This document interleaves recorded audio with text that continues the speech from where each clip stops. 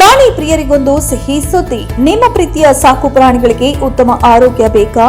ಉತ್ತಮ ಆಹಾರ ಬೇಕಾ?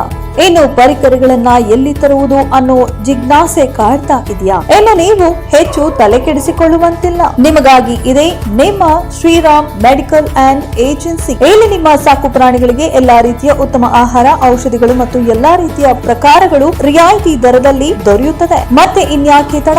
ಈಗಾಗಲೇ ಭೇಟಿ ಕೊಡಿ ಶ್ರೀರಾಮ ಮೆಡಿಕಲ್ ಅಂಡ್ ಏಜೆನ್ಸಿ, ಜೇನು ಶ್ರೀ ಕಾಂಪ್ಲೆಕ್ಸ್, ಗೋಕುಲ ರಸ್ತೆ, ಹುಣಸೂರು.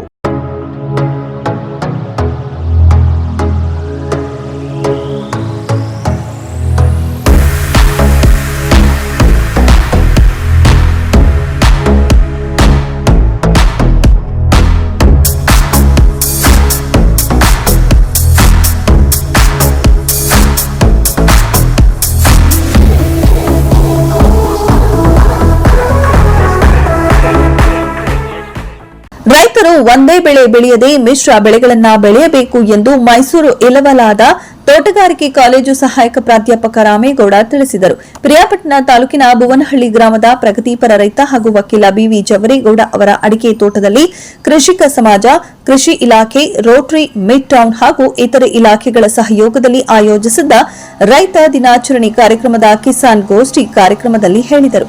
ಇನ್ನು ತಾಲೂಕು ರೋಟರಿ ಮಿಡ್ ಟೌನ್ ಮಾಜಿ ಅಧ್ಯಕ್ಷ ತಿರುಮಲಾಪುರ ರಾಜೇಗೌಡ ಮಾತನಾಡಿ, ಕೃಷಿ ಕ್ಷೇತ್ರ ವಿಸ್ತಾರವಾಗಿ ಬೆಳೆಯುತ್ತಿದ್ದರೂ ಕೃಷಿ ಭೂಮಿ ಕಡಿಮೆಯಾಗುತ್ತಿದೆ. ಕೃಷಿ ಇಲಾಖೆ ಇದರ ಬಗ್ಗೆ ಗಮನ ವಹಿಸಬೇಕು. ಸರ್ಕಾರಿ ಸವಲತ್ತು ನೀಡಿ ಲಾಭದಾಯಕ ಬೆಳೆಗಳನ್ನು ಬೆಳೆಯಲು ಉತ್ತೇಜನ ನೀಡಬೇಕು. ಯಾವುದೇ ವಸ್ತು ಉತ್ಪಾದನೆ ಮಾಡಿದ ಮಾಲೀಕ ಬೆಲೆ ನಿಗದಿಪಡಿಸುತ್ತಾರೆ. ಹಿಂದಿನಿಂದಲೂ ಕೃಷಿಕರು ಉತ್ಪಾದಿಸಿದ ಬೆಳೆಗಳಿಗೆ ಬೆಲೆ ನಿಗದಿಪಡಿಸಲು ಸಾಧ್ಯವಾಗುತ್ತಿಲ್ಲ. ಮಾರುಕಟ್ಟೆಯಲ್ಲಿ ದಲ್ಲಾಳಿಗಳು ನಿಗದಿಪಡಿಸುತ್ತಿದ್ದಾರೆ. ರೈತರು ಬೆಳೆದ ಬೆಳೆಗಳನ್ನ ಕೆಲವು ಕಂಪನಿಗಳು ಅವರದ್ದೇ ಬ್ರ್ಯಾಂಡ್ ಮಾಡಿಕೊಂಡು ಬೆಲೆ ನಿಗದಿಪಡಿಸುತ್ತಿದ್ದಾರೆ. ಇದು ಬೇಸರದ ಸಂಗತಿ.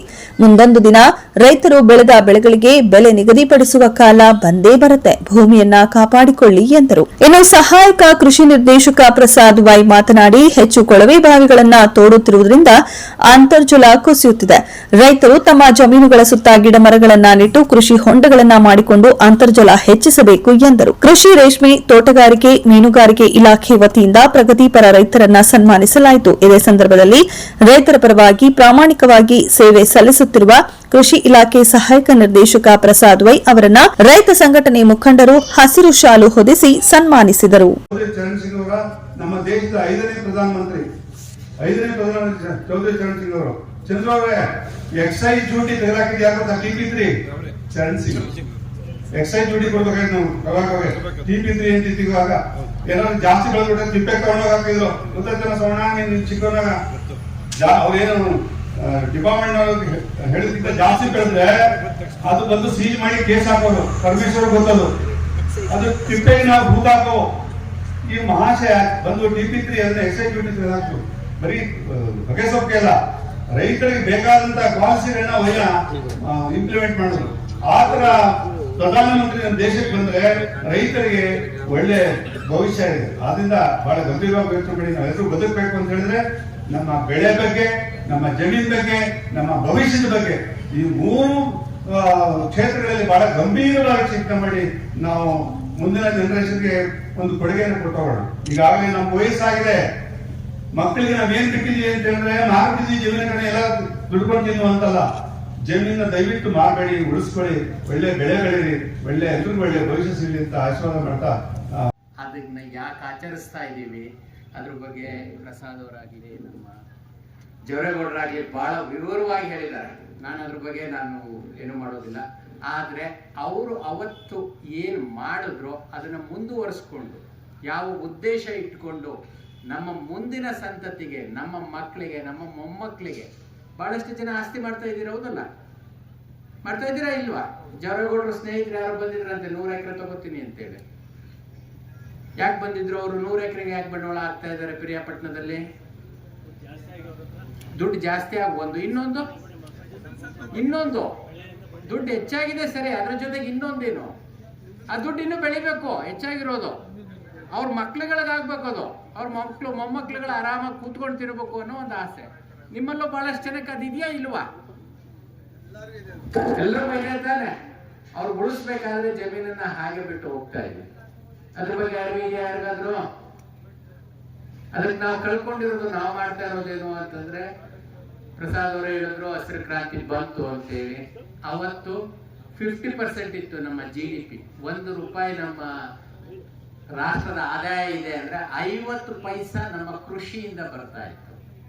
ಇವತ್ತದು ಕಡಿಮೆ ಆಗಿದೆ, 10 ಪೈಸದ ಹತ್ರ ಬಂದ್ಬಿಟ್ಟಿದೆ. ಕಾರಣ ಇಷ್ಟೇ, ಕೃಷಿ ಕಡಿಮೆ ಆಗಿದೆ ಅಂತಲ್ಲ, ಬೇರೆಯವರು ಬೆಳೆದಿದ್ದಾರೆ, ನಾವು ಆ ಪ್ರಮಾಣದಲ್ಲಿ ಬೆಳೀತಾ ಇಲ್ಲ. ನಮ್ಮ ಮೌಲ್ಯ ಕಡಿಮೆ ಆಗಿದೆ.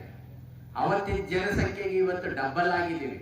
ಅವರೆಲ್ರಿಗೂ ತಿಂದು ಮತ್ತು ಉಳಿತಾ ಇದೆ, ಉಳಿಯೋದಕ್ಕಿಂತ ಹೆಚ್ಚಾಗಿ ಕೊಳೀತಾ ಇದೆ, ವೇಸ್ಟ್ ಆಗ್ತಾ ಇದೆ.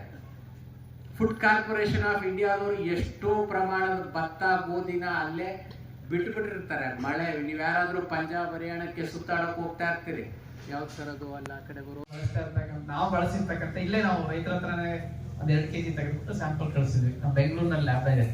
ಸುಮಾರು 10 ಪೆಸ್ಟಿಸೈಡ್, ಮೋರ್ ದನ್ 10 ಪೆಸ್ಟಿಸೈಡ್ಸ್ ನಮ್ಮ MR ಅಲ್ಲಿ ಅಂತಿರ್ತೀವಿ ಅದನ್ನ.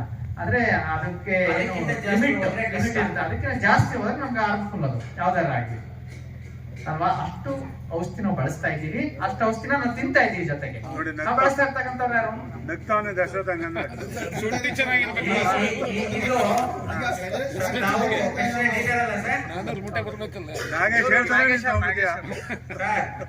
ಅವರೇ ಇದ್ದಾರೆ, ಅವರ ಆದಾಯ ಜಾಸ್ತಿ ಆಗ್ತಾ ಇದೆ. ಅವ್ರ ಜೊತೆಗೆ ಅವರು ಇನ್ನೂ ಒಂದು ಹೊಸ ಶುರು ಮಾಡ್ತಾ ಇದ್ದಾರೆ, ಕಿದ್ವಾಯಿ ಹಾಸ್ಪಿಟ್ಲು ಮೈಸೂರಿಗೆ ಬರ್ತಾ ಇದೆ.